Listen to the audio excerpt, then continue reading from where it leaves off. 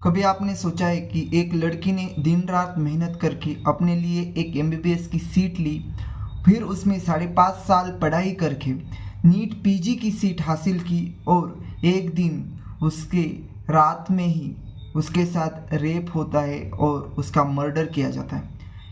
सुनने में कितना गलत लगता है, कितना घिनौना कृत्य लगता है। और ये हुआ है पल्मोनरी मेडिसिन के जेआर के साथ, और वो कलकत्ता के एक मेडिकल कॉलेज जहां एक जेआर अपने दिन रात ड्यूटी कर रही थी। 36 आवर्स की उसकी ड्यूटी थी और 2 बजे उसने अपने फ्रेंड्स के साथ खाना खाया और लगभग 3 बजे वो सेमिनार हॉल में सोने के लिए चली गई। और तभी अगले दिन उसके पेरेंट्स को कॉल जाता है कि आपके लड़की बहुत बीमार है, आप जल्दी से हॉस्पिटल में आओ।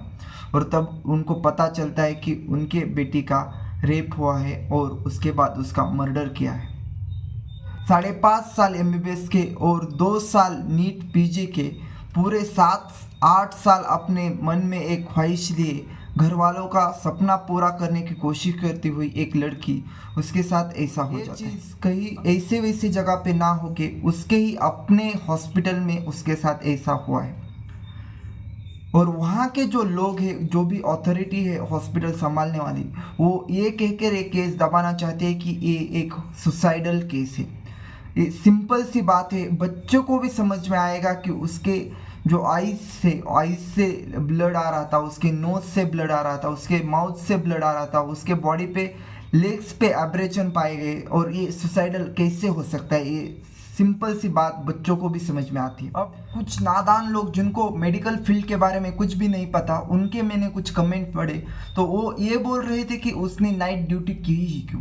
तो आप सब नॉन मेडिकल्स को मैं बताना चाहता हूँ कि जो भी मेडिकल फील्ड में आता है उसको 24/7 आवर्स ड्यूटी करनी पड़ती है। स्पेशली सभी जेआर को 24/7 आवर्स ड्यूटी करनी पड़ती है। पूरे 3 साल उसको अपना जो पूरा समय है पूरा हॉस्पिटल में बिताना पड़ता है। उनका खाना, रहना, नहाना सब कुछ वहाँ हॉस्पिटल में ही होता है। पूरे केस की एक ऑन बायस जांच होनी चाहिए, क्योंकि देखो जो हॉस्पिटल वाले इस केस को सुसाइड कह के बता सकते हैं, ऐसे मैटर को दबाने की कोशिश कर सकते हैं, वो वहाँ जांच में बायसिंग भी कर सकते हैं। इसकी पूरी जांच जो है वो सीबीआई की तरफ जानी चाहिए, सीबीआई थ्रू ही इसकी पूरी जांच होनी चाहिए। तो आइए हम सभी मिलके यहाँ गवर्नमेंट के अगेंस्ट प्रोटेस्ट करते हैं। जिस तरह का सपोर्ट आपने निर्भया हत्याकांड में दिखाया था, उसी तरह के सपोर्ट की आज हमें यहाँ आपकी ज़रूरत है।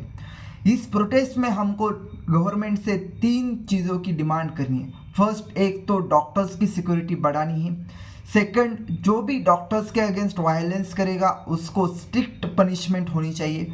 और थर्ड, जो भी नाइट शिफ्ट है फीमेल्स के लिए, वो नाइट शिफ्ट बंद करनी चाहिए। कम से कम फीमेल्स के लिए तो 10 या 12 से आगे नाइट शिफ्ट नहीं होनी चाहिए।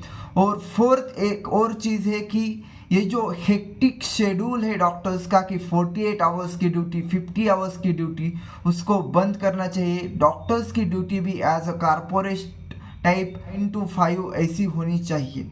और जब तक हमारी ये मांगे पूरी नहीं होती तब तक कोई भी डॉक्टर्स अपनी ड्यूटी ज्वाइन नहीं करेगा। और ये तय है, अगर गवर्नमेंट हमारी मांगे पूरी नहीं करती है तो उनको डॉक्टर्स के जो भी स्ट्राइक है उसको सामने आना पड़ेगा, और जो भी लॉस होगा उसका पूरा का पूरा ब्लेम गवर्नमेंट पे होगा। इसका इनडायरेक्ट इफेक्ट पेशेंट्स पे होने वाला है। तो आप सबकी ये ड्यूटी है कि आप सभी हमारे साथ आए, क्योंकि एज अ सोसाइटी ये आपकी जिम्मेदारी होती है कि आप डॉक्टर्स की हेल्प करें, क्योंकि हर time doctors without any personal interest आपकी हेल्प करते आ रहे हैं।